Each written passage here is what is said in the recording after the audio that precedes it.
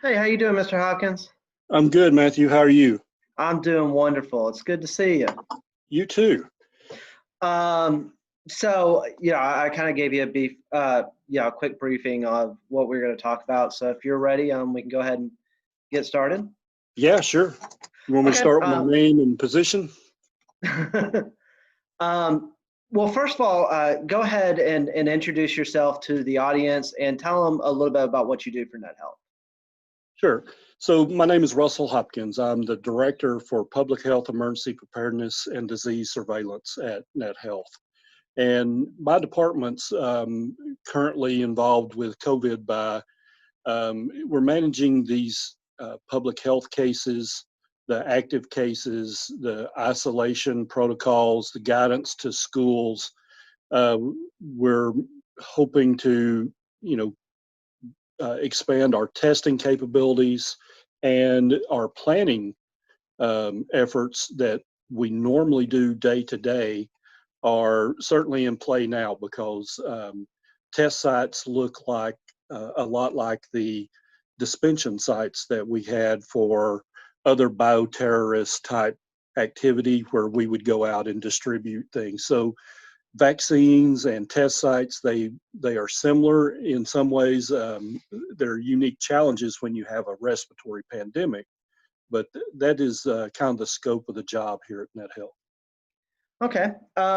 We'll go ahead and get started with we've seen numbers spike throughout the state and the Net Health region as well. How would you say the Net Health region compares to some of the other areas around the state?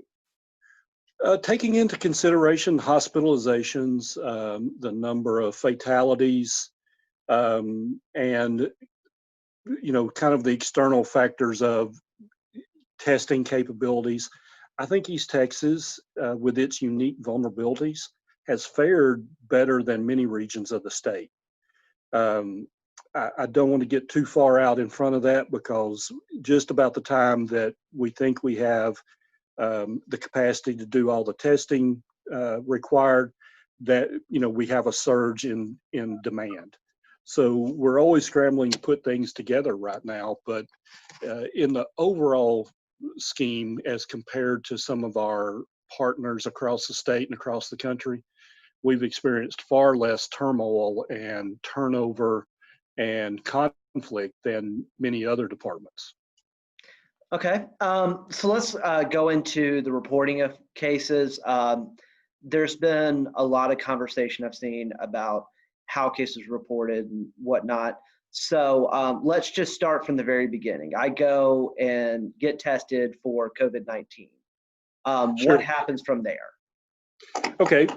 Well, it depends on a lot of factors prior to you becoming symptomatic or you've experienced an interaction with somebody that makes you worried that you may have been exposed, right? Um, what what we do is define a case definition. That is currently across the country, a molecular or a PCR test is diagnostic for this. So we're not counting um, antigen antibody test. We are collecting those results, but they do not feed into our daily dashboards because they are not diagnostic. The PCR is that one and only tool that we have, and in the latter stages of the pandemic, we will probably start adding those numbers back in as far as the antigen and antibody test. They currently don't provide us with a whole lot of information other than maybe a quick situational assessment of how's this particular county or this particular region doing in total. The PCR test, like I said, are the diagnostic test. That's the only one. So it's fairly simple for us to count and manage those. There is some confusion in that people have had multiple tests, and we need to sort those out here in the office to make sure that we're not counting duplicates. And once that gets done, we report that out. That kind of catches us up to where we get involved with the public. And at that point, if many times if you've been to a public test site, like they've had walk-ups across the county, we're contacting them and notifying people of their positive test results. That's kind of new for us, but people are overwhelmed, and we pitch in where we can to help. And so that's kind of our first contact with many people. We are advising them to isolate, stay at home, don't go to work, and stand by for a call from a contact tracing person that's associated with the health district. And so a follow-up call, if not that first time that we're speaking to you, that follow-up call will be, where have you been? Who have you been in contact with? Do you need assistance to make your time in isolation manageable and successful? Because if you have to get out to go get pharmacy goods or food, you're risking spreading that virus even further. So if there's things that we can put in place to help folks, we're trying to do that as needed. Many people just need to be able to understand what this means for them in terms of, can I go to a doctor's office? Can I go to the hospital emergency room? Can I get a test somewhere so that I can go back to work? And so we work through all those problems. Guidance changes constantly, so we now are not requiring PCR tests to go back to work.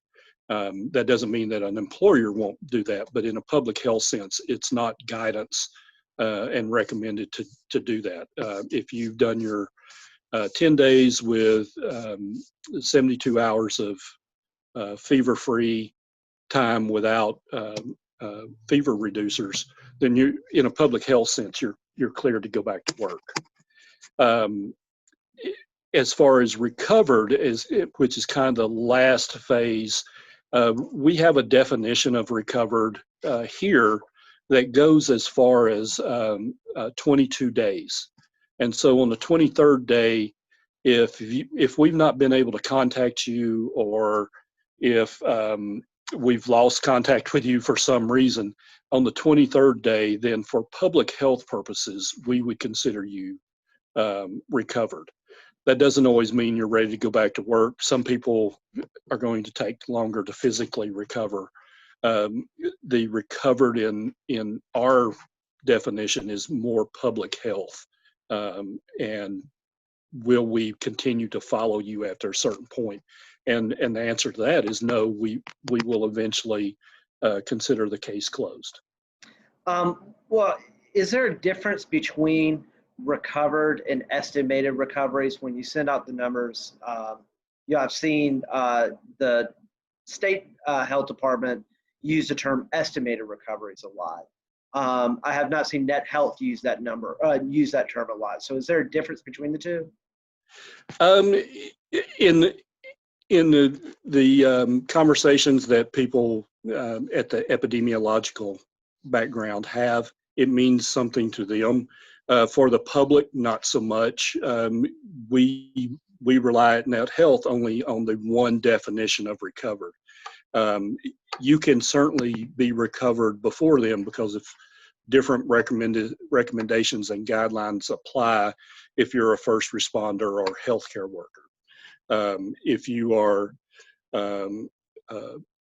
vulnerable and your testing keeps coming back as positive, if you're continuing to shed virus, in our public health view, you are not going to be followed up with past a certain point. That doesn't mean you might not have to get out and seek care for the damage it may have done to your cardiovascular or pulmonary systems. So estimated recovery has a lot to do with your clinical presentation, where a public health recovery is kind of that line in the sand where public health no longer follows your case. Okay. Are there, I'll tell you what, let's move to exactly how you read the numbers. So, when you are studying the numbers, is there a certain number of metrics that you as a professional are looking at above others? What is particularly of concern in our department is the active number.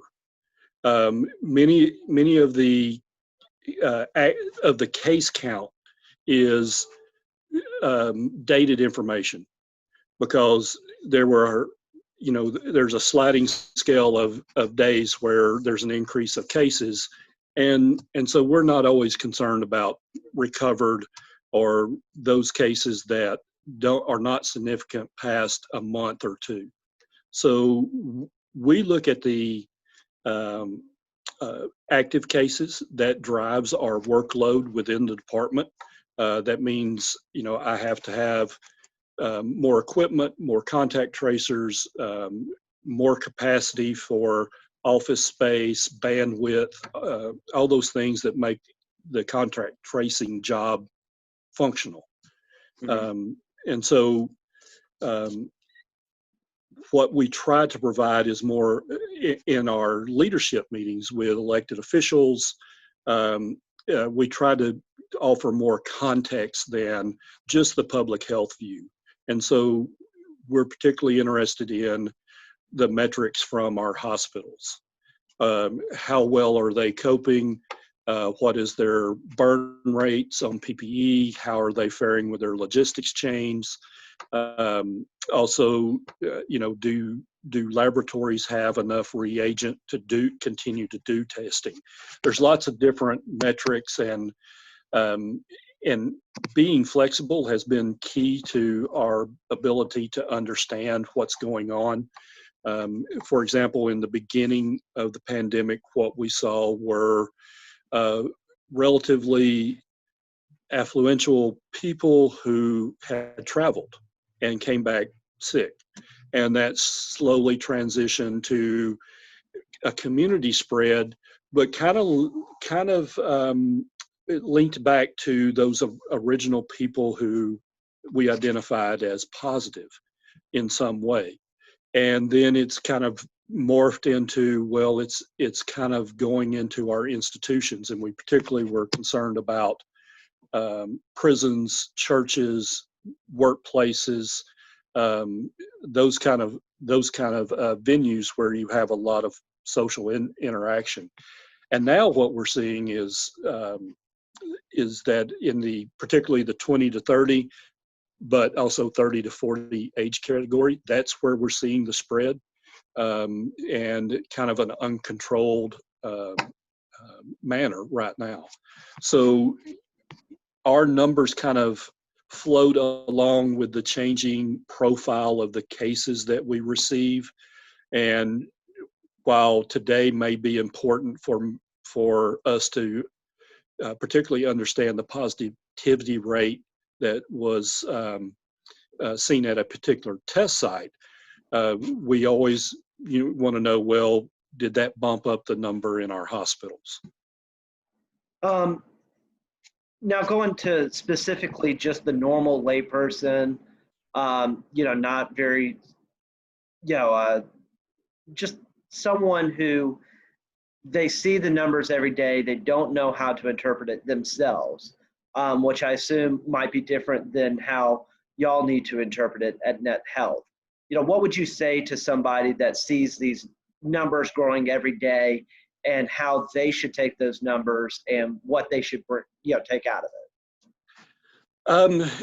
So it's almost too much to try to wrap people's heads around the epidemiological processes of a respiratory virus. But situational awareness, um, you can gain a little bit of knowledge from the numbers, but recognize that the numbers are a late indicator of the positivity rate and how many cases there are actually in your community. And what we do is my folks tend to look at these numbers when they come in the morning and then go, okay, I can't get bogged down in that. I have to understand what else is happening. And that includes things like mitigation efforts. And so a person who looked at, a layperson who looked at the numbers could then go about their business and then recognize, oh, I'm in a big box store and no one's wearing masks, or no one's trying to social distance, or my community is now having parties or mass gatherings without any sort of adherence to mitigation efforts. And so they have to kind of put together the numbers and what they see on the ground with what's happening in the community. If there's widespread mask wearing and social distancing without orders or enforcement, I think lay people can easily recognize that there's a lot of fear, there's a lot of spread of the virus, and that people are now taking it, more seriously. So you kind of need to have a 30,000 foot view of what these numbers actually mean. And what they actually mean is what the context of their everyday life is how much risk do I have when I go to a restaurant or to the doctor's office or to a pharmacy, and how many interactions will I have with people who are disregarding mitigation efforts. Okay, you did mention masks, and I do want to kind of briefly touch on masks because it has been, probably one of the top discussions Sure. we've had as a country in the last month and a half. A couple weeks ago, Governor Abbott signed the executive order requiring masks in public places. Here we are a couple weeks later. Do you think that mandate is working? And if not, why not? Well, I think it made some impression. I don't think we're at the point where we could see any numbers change for the better after that happened. But I think one of the things that may have been even more effective than the state's mandate is the CVS, Target, Walmarts of the world who now require that. And they've done as much as public health has for ensuring that mitigation efforts are made. So, shout out to those folks for helping us out. And certainly mandates are useful, but in today's climate, having the political battle of wear a mask or not wear a mask, our department is overwhelmed with cases. We don't have the ability to go out and enforce that or even argue the point. Mm-hmm. Last question on masks, because there is still a rise. Do you have a fear, or are you prepared that either the state or even the net health region and the counties within might have to revert back to a state of emergency and go back to essential businesses only? I think if there's not an arrest of the acceleration of numbers, that we'll be forced into that position.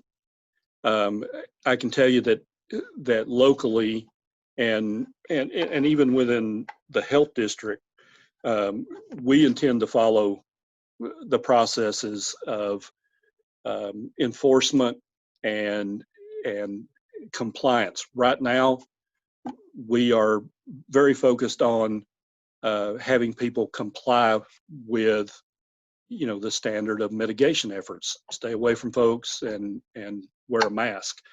I